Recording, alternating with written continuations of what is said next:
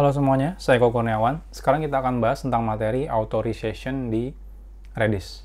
Nah, ini materi ini adalah melanjutkan materi sebelumnya tentang authentication, di mana saat authentication kita sudah sukses memberikan proses authentication terhadap si user sebelum mengakses data di Redis-nya. Nah, sekarang kita akan tambahkan prosesnya menggunakan proses yang namanya authorization. Nah, jadi setelah proses authentication, dilanjutkan menggunakan proses authorization. Ini adalah proses di mana kita akan memberi hak akses terhadap identitas yang telah berhasil melewati proses authentication.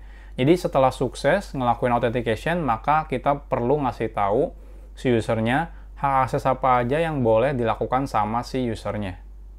Nah, Redis mendukung hal ini, jika kita membatasi akses apa saja yang bisa dilakukan oleh identitas yang kita buat. Jadi, perintah apa aja yang bisa diakses sama si usernya.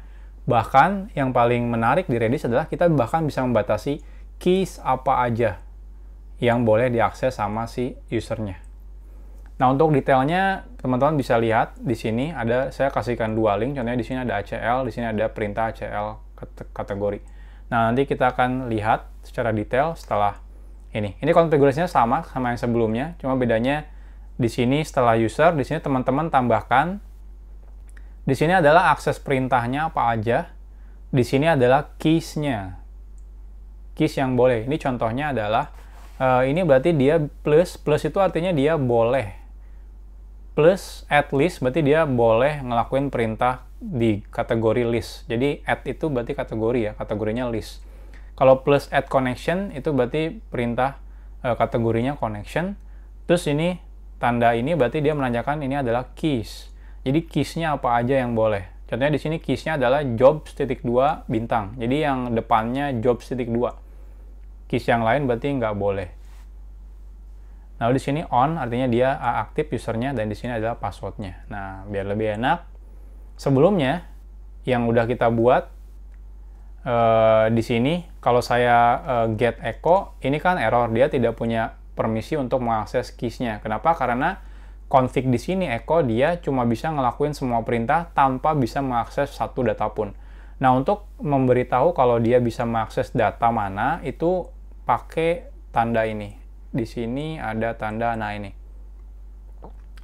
Tanda caching lah ya. Tanda caching diikuti dengan pattern. Ini menandakan tanda key apa aja yang boleh diakses. Kalau kita pengen bisa mengakses semuanya, kita menggunakan tanda caching ini plus tanda bintang. Nah, jadi kita bisa tambahkan di sini, misalnya, oke, dia bisa ngelakuin semua operasi plus semua keys. Jadi tanda ini dan seperti ini. Nah, contohnya kita sekarang akan tambahkan lagi, saya copy paste saja. Usernya misalnya Kurniawan, cuma dia, kalau teman-teman pengen spesifik data perintah apa aja, teman-teman bisa langsung gini ya, plus comment, artinya dia bisa ngelakuin perintah apa.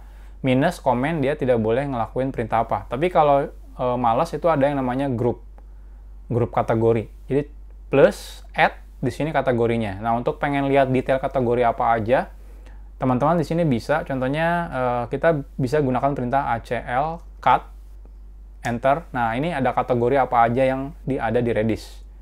Contohnya, kalau misalnya all, berarti semuanya bisa. Kalau saya contohnya pengen bisa baca data. Ini ada kategori namanya read. Nah, isinya apa aja sih read itu? Saya bisa gunakan ACL, kategori, read. Enter. Nah, ini perintah yang ada di kategori read.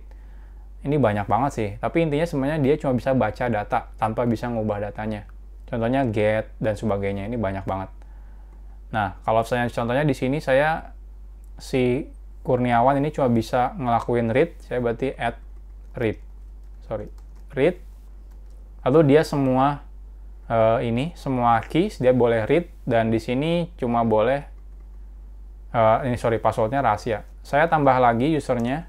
Misalnya di sini usernya Kennedy. Dia bisa read, tapi keys-nya yang dimulai dari Kennedy bintang seperti ini. Jadi kalau key-nya bukan Kennedy, dia nggak bisa baca. Nah, ini udah oke. Contohnya seperti ini aja. Kita akan restart lagi. Jadi saya down-kan dulu Docker Compose-nya. Saya up. Sukses. coba sekarang kita connect dari Redis client.